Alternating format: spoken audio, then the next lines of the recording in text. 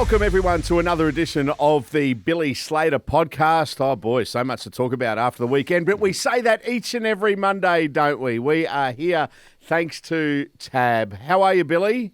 I'm good, Salty. How are you? I'm doing very well, thanks. 4 weeks until finals. Wow. Not long. 4 weeks until finals, and the Penrith Panthers have finally made their way into the top four. That's a huge result. Round 12, they were last, and they have not lost a game since round 12. What are we? Round 24 this weekend. That's an incredible achievement, and they've stuck to their guns. I've got to applaud Ivan Cleary because at the start of the year, he threw in a whole heap of young guys. He actually made Blaise Talangi wait a little bit until he got his opportunity, but then when those three young guys on that one side, that left edge, you've got McLean, Jenkins and Talangi, there was a lot of indecision, a lot of disconnect in their defensive line. He has done a wonderful job just to stick with that, work with it, and now he's seeing the fruits come through. They're wonderful players, and they're a big contributor to where the Penrith Panthers are at the moment, and they're sitting in the top four. So well done to the Panthers. Yeah, well done to them. All right, we'll talk about that. We'll talk about some of the other results from over the weekend. Carnage for the Broncos on the injury front. We'll talk about the Canberra Raiders getting back on track against Manly. The trainer gate rises its head again. There's so much to discuss following the weekend. It wouldn't be the NRL without some drama, would it, Billy? No, and there'll be more drama next week. And as we head towards the finals, that's what increases the drama. So stakes are high, and yeah, looking forward to it. All right, let's get into some of the talking points, one of which revolves around Saturday night and the Roosters' demolition job on the Dolphins. Wow, didn't see that coming as far as the size or margin of victory is concerned. But one of the talking points is the two players from each side, so four in total going to the sin bin. Christian Wolf was upset about it. He said, well, what are our players expected to do in that scenario? Did the NRL get this moment, the match officials, I should say, through the bunker, get this moment right? Yeah, it's hard to say. Look, first and foremost, 64 to 12 is, that's an impressive victory. I think this incident's probably overshadowed how good the Roosters were. There's a whole heap of injuries, and Herbie Farnworth is the latest injury to the Dolphins last week, and they're just starting to feel the pinch of their depth at the moment. They've been courageous. They've still been playing some great football with all these guys on the sideline, but it took its toll on the weekend. And the Roosters were very physical. They started with a really big physical pack, and you could see that at the start of the game. The Dolphins weren't taking a backward step. In particular, their little lock forward, Kurt Donahue, he went right after the Roosters, and that's where this sort of melee came from. There was a little high tackle from Donahue in probably about midfield, and then it started a little bit of a push and shove. Spencer Leniu run in from a fair way away, and he actually pushed the guy that didn't even hit anyone high in the tackle. So that started the tensions rising, and then obviously the Roosters scored a try, and some Roosters players wanted to go and give it a little bit more. So I do feel, look, 2-2 is probably. I don't know, as the referees probably see it as fair, but I look at who started it. Like the Dolphins players, they didn't start any sort of melee. And, the one concerning vocab for me was from Jared Sutton saying to the bunker, I want 2-2. That's a real concern for me, because you're not refereeing the game on its merits. You're trying to make it even, where if it's not on its merits, well, how's that fair? So I think there's a real concern around that. I'd be interested to see how the referees handle that situation, given that vocab, and whether that's acceptable. Because in the future, if that's acceptable, well, you can just get one of your players that you're willing to sit on the sideline for a little bit, go after a key position player and have a push and shove, and then both sit down. Like you're starting to flirt with danger when you're trying to make it even like that. Yeah, but policing incidents in the game means that there's going to be consequences, isn't there? And that Yeah. consequence could be 13 on 11 or 13 on 12 or 12 on 11. Well, if you want to push the boundaries like that, you've got to be willing to sit down. At the end of the day, we're coming into some really important games, and if your players are willing to push the boundaries outside the rules, well, you've got to wear the consequences. So, yeah, I think the NRL needs to have a look at that incident itself, and it might be the right decision. But, yeah, just that commentary towards the bunker from the referee on the field was a little bit concerning for me. Billy, just on the Roosters from a very much a positive note, and that's the form of Sam Walker. He's got no right to be playing this well. Is he not even a month back from being out from an ACL? His last few weeks have been just unbelievable. What a footballer he is. Yeah, it shows you the professionalism and work that he's put in behind the scenes to get back. We often see players come back from ACL reconstructions and, take a little bit of time, 6 months, 12 months to really find their feet and find their best footy. But he's back to his best. He didn't injure his mind, and that's the most important part of Sam Walker's game is how he sees the game and what he sees, and then his skill and ability to get the ball to those opportunities. And he could be the difference in the Roosters potentially winning a premiership and not. That's how important he is, and everyone's doing a great job. I think they're a really well-balanced side. I think they've got some strong, talented, athletic outside backs, a really powerful forward pack, and then you got a fullback and a captain that works as hard as anyone and is playing as good as I've ever seen him play. He's having a great season, James Tedesco. I think he'll probably win the Dally M medal. And then Sam Walker's come back and just added that little bit of spark and a little bit of unpredictability. I think they're in a really good spot in terms of their footy. They're still sitting in ninth position, and it might just come down to for and against whether they play finals or not. So a big win against the Dolphins on the weekend, it's great in the way that they get that for and against on their books, but it's even better that they take it away from a team that they're competing with for that 8th position in the Dolphins. So it's not just a 64-point for and against for them. It's nearly a 120-odd point turnaround because you're competing against the Dolphins for that last position in the top 8.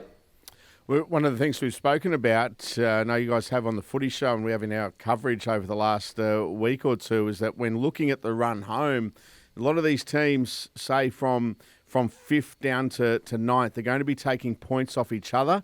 That's going to happen this week as far as the Dolphins are concerned because they've got a big game coming up against the Broncos at Suncorp Stadium on Saturday evening. And Brisbane, be interesting to see what they do now with no Adam Reynolds, no Ezra Mam after that night of carnage on Thursday night. Yeah, Selwyn Cobbo also going down. It was a disastrous night for the Brisbane Broncos, and even more specific, it was a disastrous 10 seconds. Xavier Coates takes an intercept from an Ezra Mam pass, and he's off and running. Like, he's going 90 metres to score a try. It's Ezra Mam who dives at him first, and he tears his hamstring. And then only 20 metres later, Adam Reynolds is coming from the other side of the field in cover defence, and he tears his hamstring. I wouldn't say incredible, but it was a disastrous situation for them. And so they lose their 2 starting halves. And then later in the game, Selwyn Cobbo, who's just come back from playing reserve grade, he tears his hamstring. So the reports are that Ezra Mam and Selwyn Cobbo are pretty much season done. Unless they make the grand final, they're no chance of playing again. Adam Reynolds, on the other hand, a grade 2 hamstring injury, which would indicate around about that month, 4 weeks off, potential to come back for the finals. The big risk for the Broncos now is, do they make the finals?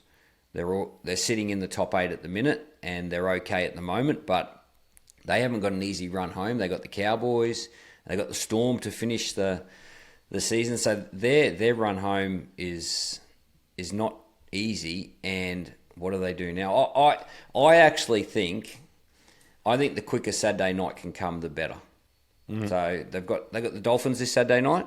Yep, the quicker Saturday night can come, the better they can move on with their season. I've got Walsh at fullback, Ben Hunt and Billy Walters in the halves, and Corey Pakes at number 9. Tyson Smoothy can play off the bench at number 9 as well. That's still a quality key position unit. So I haven't got huge concerns. The other big omission for me is Xavier Willison. He broke his arm last week. Yep. That's going to put a whole heap of added pressure on Pat Carrigan and Payne Haas, who both played 80 minutes against Melbourne. So already the juice is starting to run thin on those guys that you lean on throughout the year. And yeah, it's not as bad as it may seem. They have got a little bit of depth in these positions, and those 4 guys are quality players. 2 of them are state of origin players, and I think they can cover it. I think Reece Walsh can step up and play a bit more like a ball player as well, and utilising the likes of Katoni Staggs. They may need to change a little bit how they play. That's the only thing. Yeah, Billy Walters' form has been great, and so he goes in full of confidence, doesn't he? If Michael Maguire does move Billy into 5'8", and one thing that's been on display from Billy when we've seen him come on the field is his kicking game's been exemplary. Yeah. A couple of really decent short kicks this season as well. Yeah, absolutely. And you look at Ben Hunt and Billy Walters, they do 2 things really well. They compete and they defend well. They're both great defenders, and they're both great competitors. So, like, what you lose in someone else, you pick up, with the replacement. And so that's why I'm saying you may need to play a different style of football. They're different players. Ben Hunt's a very different player to Adam Reynolds. Billy Walters is very different to Ezra Mam. So you need to adjust your style, and this will take a little bit from the coaching staff and Michael Maguire to work that out and move pretty quick, because you don't have a whole lot of time. There's 4 games to go before the new competition, and if you don't get those 4 games right, you won't be in the new competition. So it's that's the pressure around it, the time frame. The quality of player is there. They should be playing finals, the Broncos. Just on Melbourne on Thursday night, and we saw the athleticism again there of Xavier Coates. It's probably actually just not so much on that intercept, and it was a great chase too from Selwyn Cobbo, but just on the intercept, I'm talking about his overall game, but just on the intercept, there's Al Pacino said in Any Given Sunday, Billy, football is about a game of inches. Him and Daniel Tupou are probably the only 2 wingers in the comp that would have intercepted that pass from Ezra Mam. It's funny how things can work out sometimes. Yeah, the great wingers watch the ball as well as watch the opponents, and a lot of wingers just have tunnel vision for bodies and they tackle bodies, whereas the great wingers can do that but can also have that peripheral vision where the ball is and what the ball's doing and what the ball player's thinking about. So you could see that with Xavier Coates. He had vision with Ezra Mam, and where the ball was going, and he plucked it out of the air. The one thing that he's lost in all of this situation is the incredible try-saving tackle from Selwyn Cobbo. Yeah. Selwyn Cobbo come from the other side of the field and ran down Xavier Coates. Well, he probably didn't run him down. He had the angle on him, but that was Tom Dearden on Selwyn Cobbo style try-saving tackle, but it's Selwyn Cobbo on Xavier Coates, and it's lost in all this carnage. It was a wonderful effort from Selwyn coming back into the team, and unfortunately he left the field late with a season-ending hamstring injury as well. Yeah, he did. But what an athlete Xavier Coates is. I probably now we start mentioning wingers who would have taken that intercept. Jason Saab might have been another one as well. The Fox watches the ball. He's a smart winger. Yeah, we'll talk about him in just a moment as well.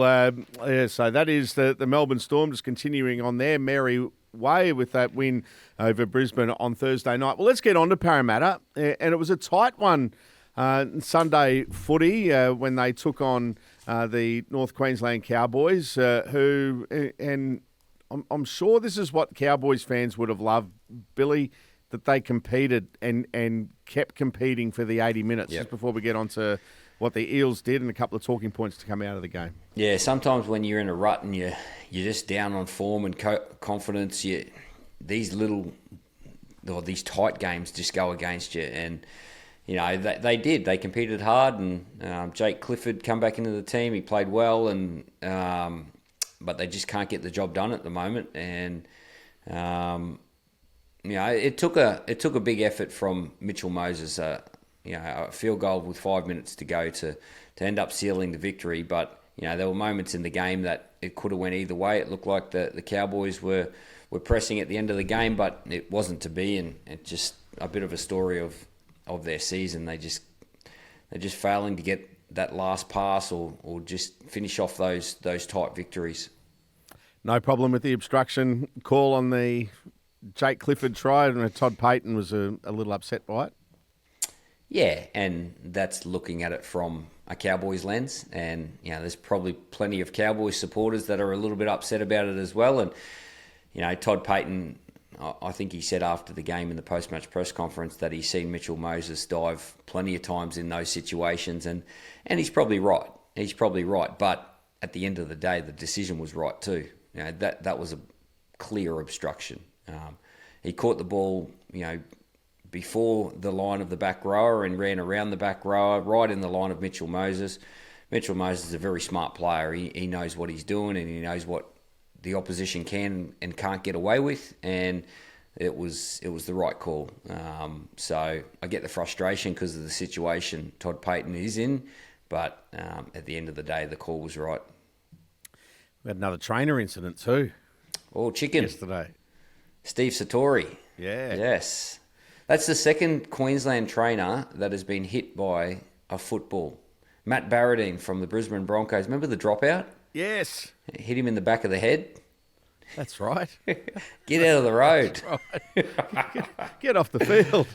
Especially Barra. The trainers are trying to do their best. Most trainers, I haven't met a trainer that isn't a good bloke. I feel sorry for them. They're out there doing their best, and they're starting to come into the spotlight at the moment. So, just a bit unfortunate, that one.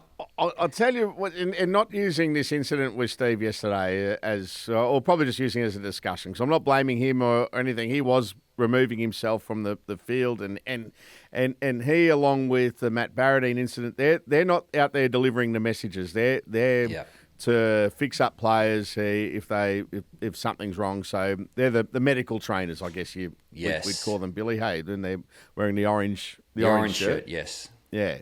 So there's no problem there if they're called on to receive treatment. But is this going to become a discussion point, do you think, that perhaps in rugby league we've become like maybe how it is in football and other codes, that you're not on the field unless there is a stoppage after, say, point scoring or something like that? Yeah. We were talking about the situation with the Panthers trainer, not the one that ran in front of Jaden Campbell for the kick, but the one that's out on the field, communicating with the players through the whole set. That's when it starts becoming contributing to the performance. That's where it's a concern, and it is a huge benefit. It's another player on the field. If you've got a coach on the field, and a lot of the blue shirts are ex-players, and they are in the coaching staff. The orange shirts and the yellow shirts are more medical staff and performance staff. So when you have that football IQ out there and communicating with the team, huge benefit. And this isn't... Look, clubs, coaches and players, they do what they can get away with. It's not necessarily around playing to the rules. It's about playing to the standard of the game that has been accepted. Now, the NRL have dropped the ball in this regard, I believe. It's what the NRL don't police is what the clubs will do. Yep. So the NRL need to start policing it more. They've dropped the ball in this regard on how long people can be on the field for and when they can get off and all that sort of stuff. And if they're not doing it correctly, well, they need to come down on it. It's not actually the clubs, the players, or the coaches or the runners that are in the wrong. They're doing what they can get away with. It's the same as a player on the field.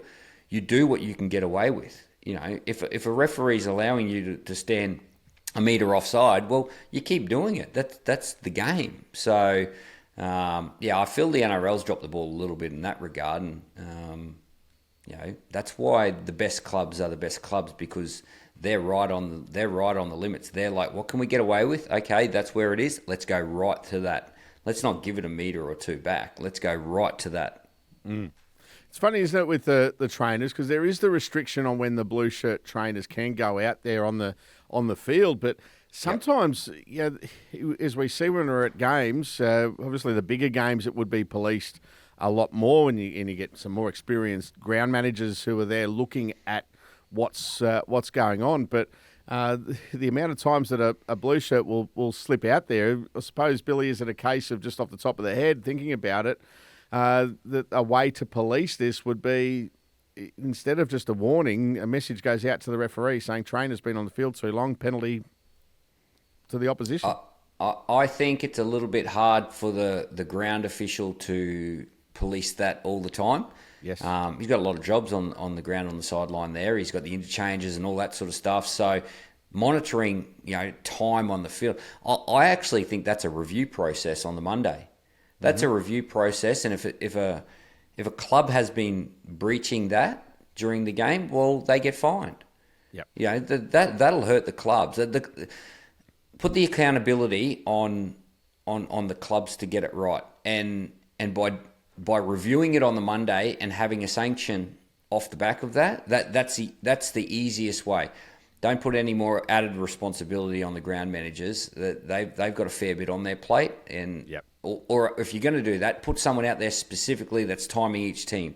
So there are easy ways to do it. It's just they've just dropped the ball a little bit in this regard, and it's an easy fix.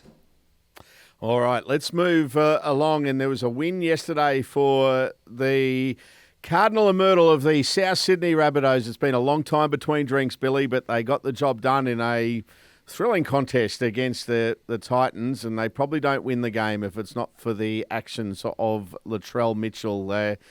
He competed so well yesterday. Yeah, you can take that word probably out, because he's like, good players, they make a difference, don't they? And you could see Latrell came back with a real point to prove. And he's like, his team has been under a whole heap of pressure, and they only just got the job done. The Titans fought really hard to get back into the game, but Latrell was the difference. Alex Johnson is not far away from breaking that all-time Ken Irvine record of 212 tries as well. So what is he on now? 208? 9? 9. So he's three away from tying and 4 for breaking it. Wow. Let's hope he does. He's going to do it this year. What have they got? 4 games to go. So, what a moment that'll be. I wonder who that'll be against. He could do it against their oldest rival in the last round, the Roosters. Imagine that. There's one. And to knock the Roosters out of the top 8. Could you imagine that for a South Sydney send-off?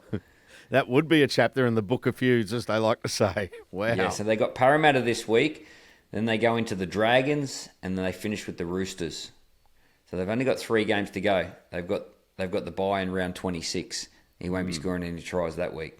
There was a few opportunities, I should say, on the flanks yesterday for the Cowboys against Parramatta. So maybe he'll fancy himself at grabbing maybe a hat trick to level this Saturday night. And they look at that. They look at the previous game or two and the opportunities that present themselves and the patterns in the defensive line. So it doesn't matter who they play. If Cody Walker, Latrell Mitchell are in the team, they love that left-hand side of the field, and he's a huge beneficiary to it. And not only is he just benefiting from some of the great work from the inside, like a lot of his tries, he's got a lot of work to do, and he's a really smart player. That's why he can transition into playing in the fullback role, and but he's a wonderful player, and to score over 200 tries in the NRL, and it's not as if he's playing his 17th season. Like I think he's only in his 11th or 12th season, isn't he? Yeah, he didn't come in all that long ago. Oh, well, he's been around for a decade, but it's not like he's been playing 15 years. He's done this quite easy, and he might even extend the lead even further. Well, he's going to play on, maybe an inaugural signing for PNG when they come in 2028, because he is a proud Kumul. He's represented the Kumals, so who knows where he'll end up. Wow. Yeah, that would be a good signing. So, So if he gets if he gets a hat trick this week on Saturday night, he equals and 4 tries to go past. And you wouldn't put it past him the way Latrell played on his inside last week to not get at least an opportunity to get a couple this week. To get them all in the one game, you reckon? Oh, no, just maybe a couple. Maybe a couple. Anyway, it'll be fun to watch. He's just turned 30. He's 30 years old. So he's probably got another, at least 3 or 4 years left in him. Maybe Papua New Guinea, depending when they come into the competition. All right. Well, we're going to watch with interest the last 3 games that South have over the final 4 rounds of the competition. Starting with that game, by the way, South Sydney against Parramatta is the Saturday night game on Channel 9 this week. Coverage from 7 o'clock this weekend. Now, speaking of Saturday night footy, you and I, Billy, were in commentary on Saturday evening for the Bulldogs game against the Warriors in the wet, it provided us with a moment, didn't it, this game? The 40-20 from Matt Burton. Goodness me, what a kick. It was a great kick, and it was on the 3rd tackle off an offload, just outside his 20-metre line. And I reckon the only reason he pulled the trigger on that was because of the mindset that they went into the game with. They went into the game with a mindset of kicking early, playing the ball down the other end of the field and relying on their defence, which is the best in the competition. And they've been criticised about how they've played in the wet and their ability to, or their inability to play in those conditions throughout the week. And it was teaming down. It was a perfect opportunity to set a statement or send a statement to the rest of, the rugby league community that, our game stands up in the wet, and they kicked early, and that was a brilliant moment. Like, he kicked it, I reckon he's kicked it 65 metres on the fly, and he just drilled it. He shaped it towards the sideline, a couple of bounces, and young Tuapiki, he wasn't all that out of position either. It was just a great kick, and I felt it really set their game up. I thought Lockie Galvin was really measured with his footy. They played tough. They played a real defensive style of game. And then when Kurt Mann came on the field, it probably changed their point of attack. It allowed, those 2 bigger halves in Galvin and Burton just to step out a little bit wider. And the middle forwards just played with the ball off the back of Kurt Mann, and that's where their tries came. So a lot of change of angle, dropping guys underneath in the wet is obviously key. And, they took a few steps forward in those conditions. Billy, you and Lockie and Freddie spoke about this post-game in the coverage. Just to get your thoughts, though, now on Reid Marnie and where he sits in this Bulldogs team. Bailey Hayward was preferred to start, and we didn't see Reid come on until the game was pretty much all over, wasn't it, with about 15 minutes to go, 15, 16 minutes left? Yeah, well, they obviously have a really high opinion of Bailey Hayward playing dummy half. Cameron Ciraldo must be really impressed with his dummy half play, because I've always seen Bailey Hayward as a coming off the bench, plays a bit of dummy half, plays a middle forward role, can fill in the halves. He's that real versatile player for the Bulldogs. Whereas obviously they've let Reid Marnie go for next year. Bailey Hayward looks to be the guy that's going to take that number 9 position, and there's a little bit of looking to the future with the Bulldogs this year. You think about the Toby Sexton situation and Lockie Galvin. You think about this decision to start Bailey Hayward. Now, Reid Marnie's going back to the bench. Listening to Cameron Ciraldo post-game, I think that's what's going to happen next week as well, and probably leaning into the future. I still think that Reid Marnie's service out of dummy half, the way he competes, he's probably a little bit smaller, but his defence is great. We had him in Queensland State of Origin camp, and the way that he tackles and the way that he trains, he prepares, like first class. Probably why he was the captain, a little over 12 months ago of the Bulldogs. And so, yeah, it's a little bit strange, but I do understand it. And Bailey Hayward is a wonderful player, and he's doing nothing wrong to lose that spot. But no, I just think Reid Marnie's, he's still got plenty to offer for the remainder of the Bulldogs season. Whether it's how far it goes in, I just think that he's got to play more of a part than 15 minutes at the back end of the game if they're really going to trouble these big sides at the end of the year.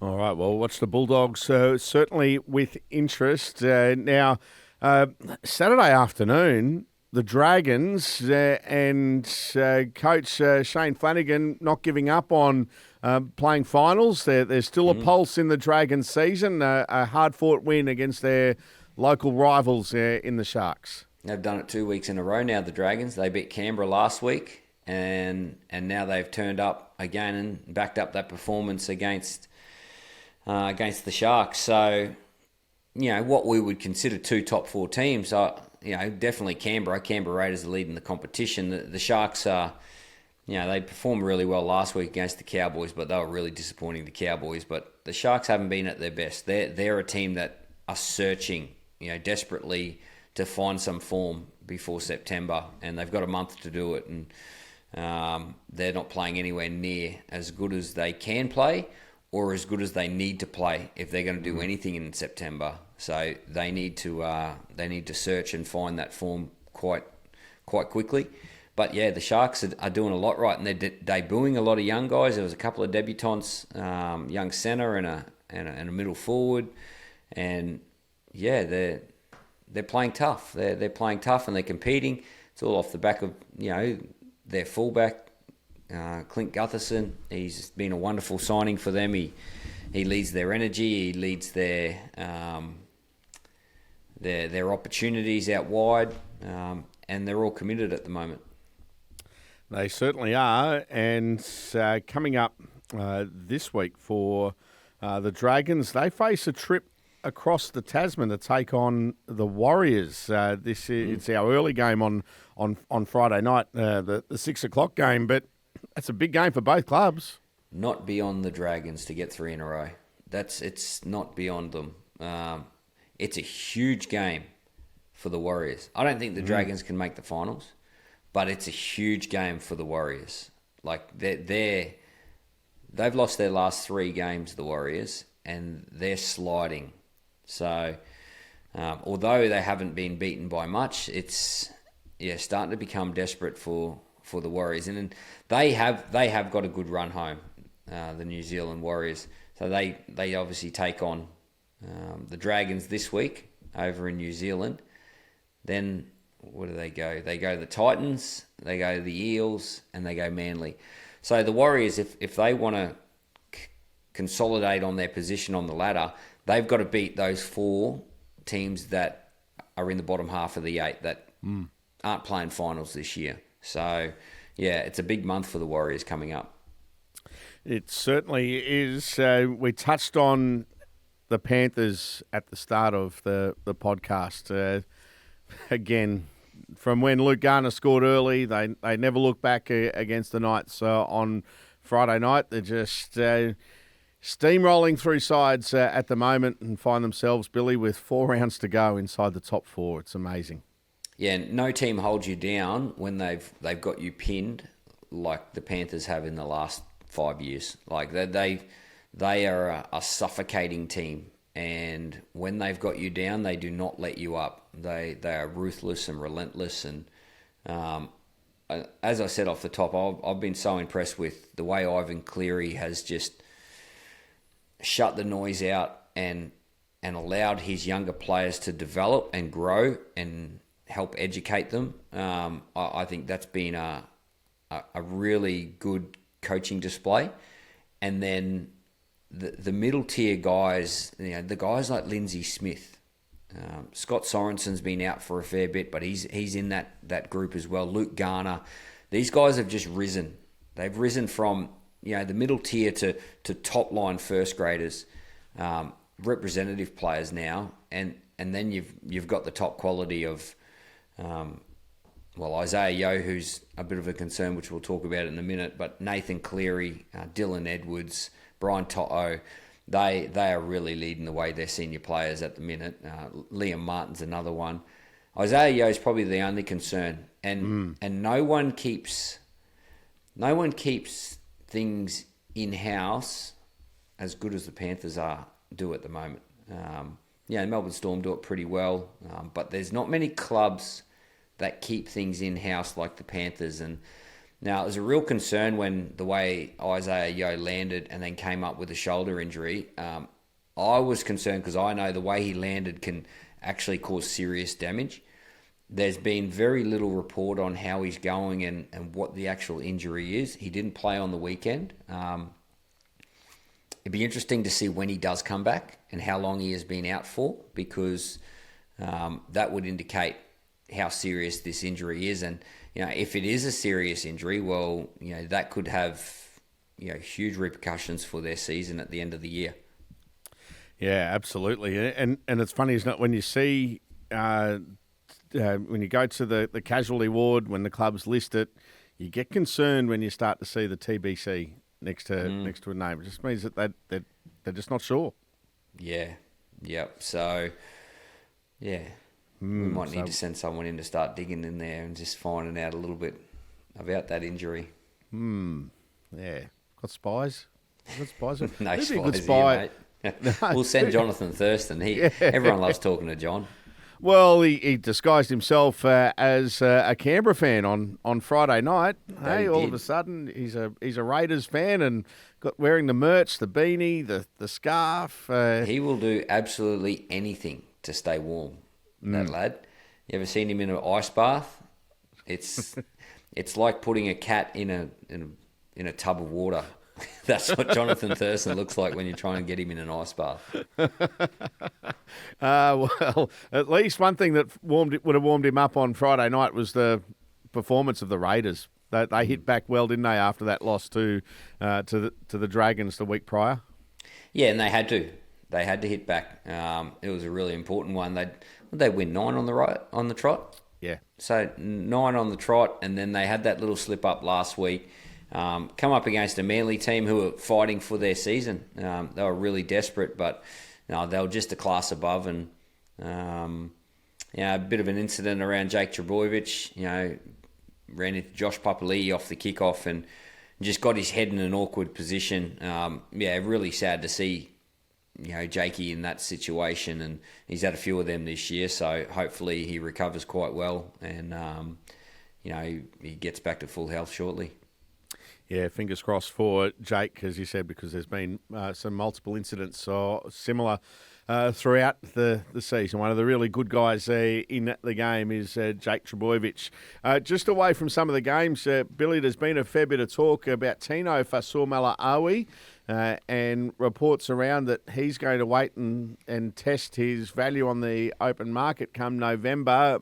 Would become a prime target for Perth, wouldn't he?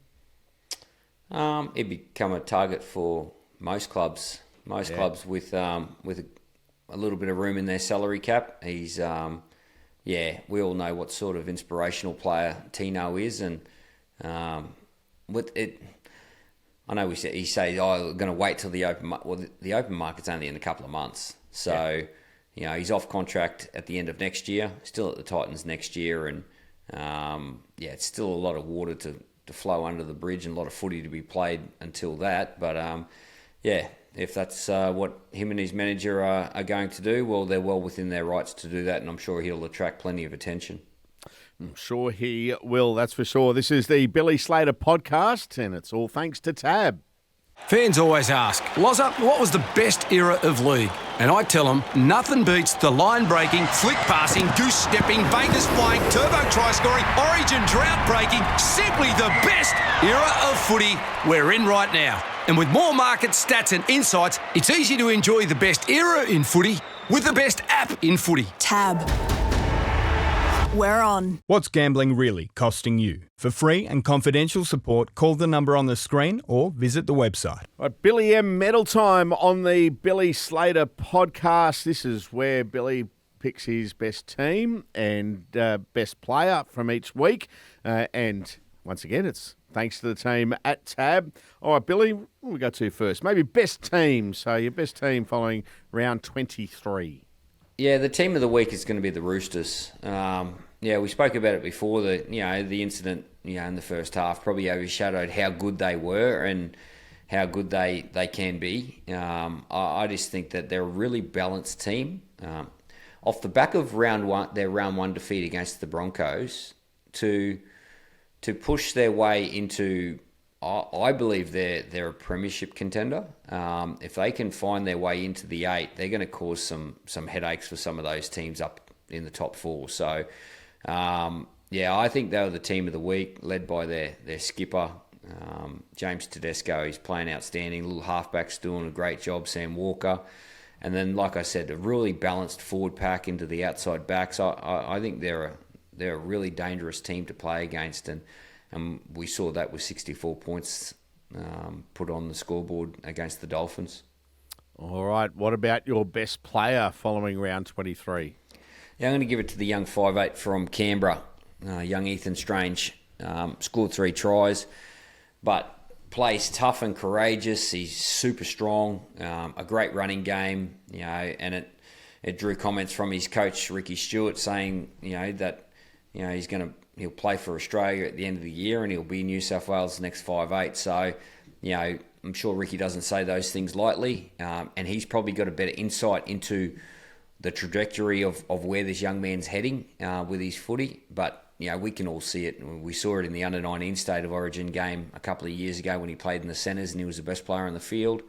And then we've consistently seen it through his NRL career. And, I thought he was great. His number one strength is his running game, and that's how he scored his tries. And, he looks to have a real future in the game and probably at a higher level than in the NRL. So he's the player of the week.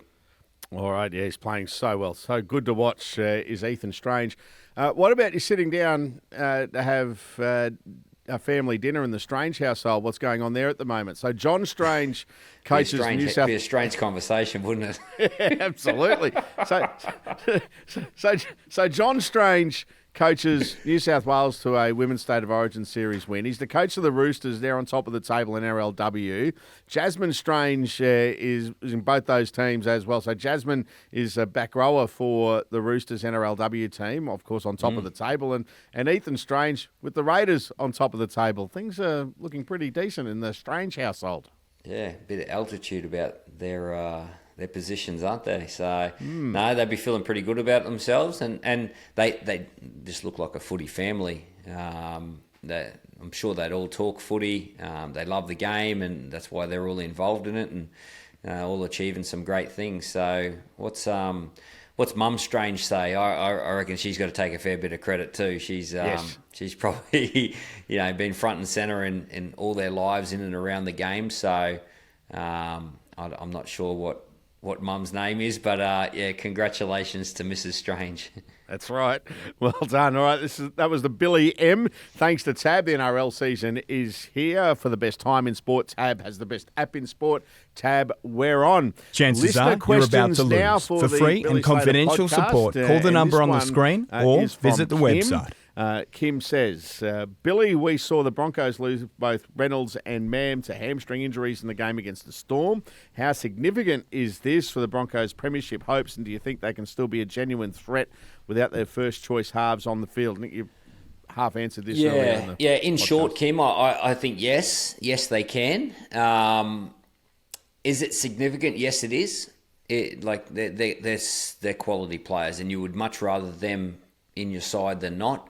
But just the luck of the draw that they have these players of great quality that are waiting.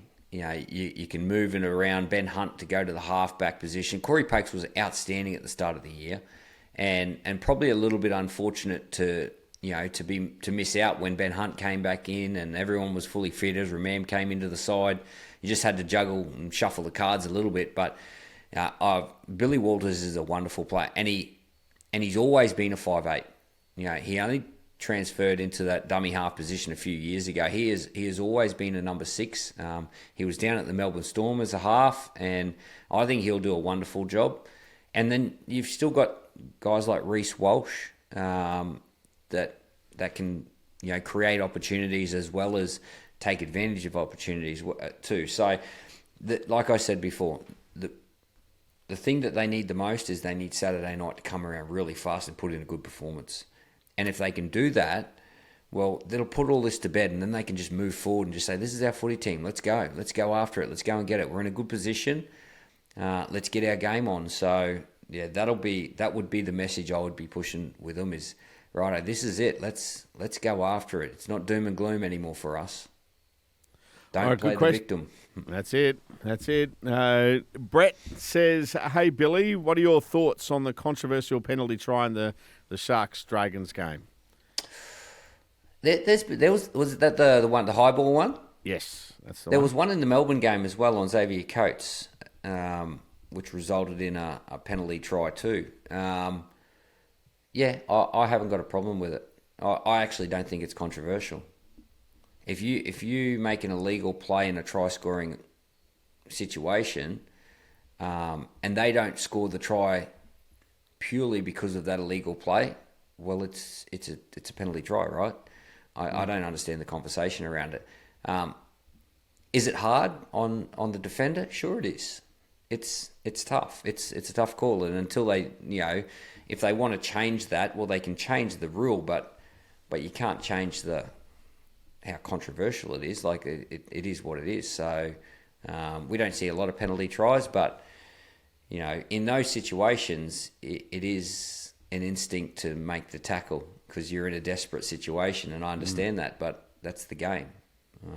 If you can put enough pressure on that kick and you can give yourself the advantage, well, you've deserved to score the try.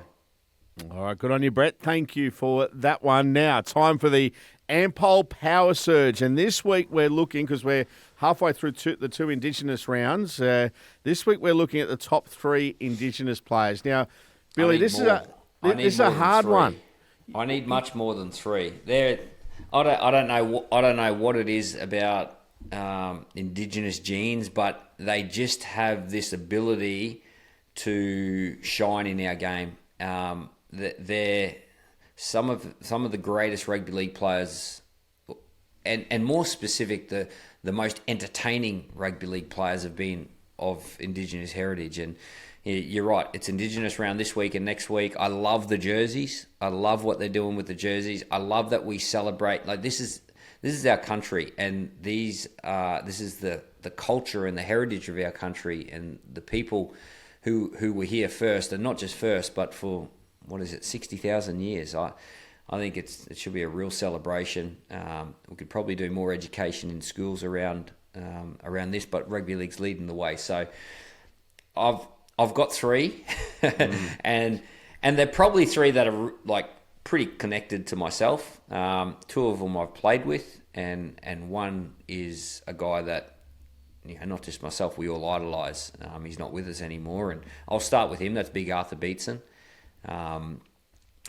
He only played 1 game for Queensland, but he's probably the most important Queensland State of Origin player of all time, and the foundation that he laid for our footy team, and the players to come in and perform after him. I just think he was one of the great players. Prop forward, but great ball playing ability. I didn't see a whole heap of Arthur play. I only watched the highlights, and listening to people like Phil Gould and those sort of people. He's as good as any rugby league player that they've seen. So Arthur Beetson sits there. He's probably at the top. And then the other 2 are guys that I loved playing with. One guy that we work with, Jonathan Thurston. I remember in 2008 we were playing in a State of Origin game, and the game was on the line. I think, I've got a feeling that the scores were level, and it was in the decider, and there was about 8 minutes to go. And we're in the middle of the field, probably around halfway, and we're on the right-hand side of the play the ball. And then Jonathan just ran to the left-hand side down a short side. And I just looked at him, I'm like, wherever he's going, I'm going. So I chased him. He threw his trademark dummy, went through the line, and then I was on the inside. He drew the fullback, and I scored under the post to win not just the game but the series. And that's the type of player. Like, it's like I didn't know what he was doing, I didn't know where he was going, but I wanted to be in his pocket. And he probably doesn't get raps for his courage and his toughness, but he's as tough as they come. The other guy is, I don't think anyone could... I heard Gordon Tallis say this, and I've said it regularly. I don't think anyone could beat 13 Greg Inglis's against 13 anyone else's. And that's such a true statement. Greg Inglis could play anywhere from front row to halfback to fullback. The only position I question is dummy half, because he has to get down all the time and pick up the ball. But he'd find a way to do that pretty easy. He'd probably just flick it up with his foot. Flick it up. Talent, speed, athleticism, size, power, you name it. Greg Inglis was the ultimate rugby league player. If you were putting one together, you'd just go and put him together. They're the three Indigenous players that I remember off the top of my head that are just bang. They mean something to me. Billy, can I just add something to what you've said there? And I think you've surmised it beautifully on all three that you mentioned, and it was such a tough question to ask. I know on Wide World of Sports Radio last week, I went to pose a question, and I thought, no, I changed it from best to favourite, because I think we've had a lot of our favourites. But one thing on the three individuals that you mentioned is the impact that they've had on not just Indigenous community, but I think the wider community as well in post-playing. We know what Arthur did for so many, and his legacy lives on through the Artie program at the Fogs in Queensland. Jonathan's got the Jonathan Thurston Academy, and GI's got the Goanna Academy, all doing wonderful, wonderful work in the community. I think it starts with being good people. They're great people. They're great people, and they care, and they want to make a difference. And Jonathan Thurston's had his academy for a while. Greg Inglis has been working through his and really making headway. Came up with the initiative of Stick With It on the armbands of the NRL the last couple of weeks, and just in and around the mental health of not just Indigenous Australians, but all people, all Australians. And they're wonderful people. We haven't even mentioned Matt Bowen and Gordon Tallis and Sam Thaiday and Anthony Mundine and Nathan Blacklock.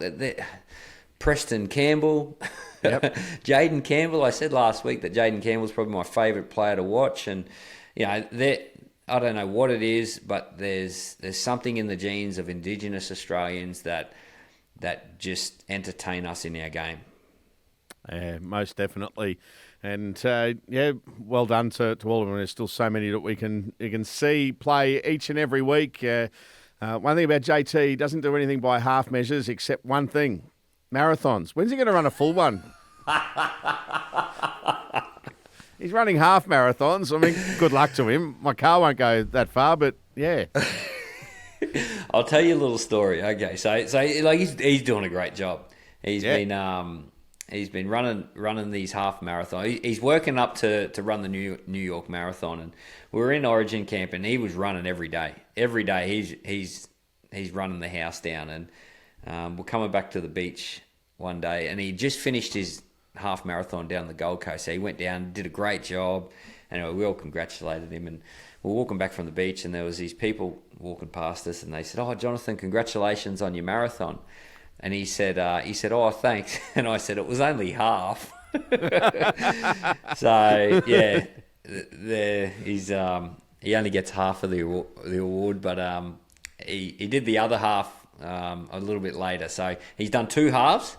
Yes. And then I think he's going to do a 30-kilometre Alice Springs marathon in a couple of months.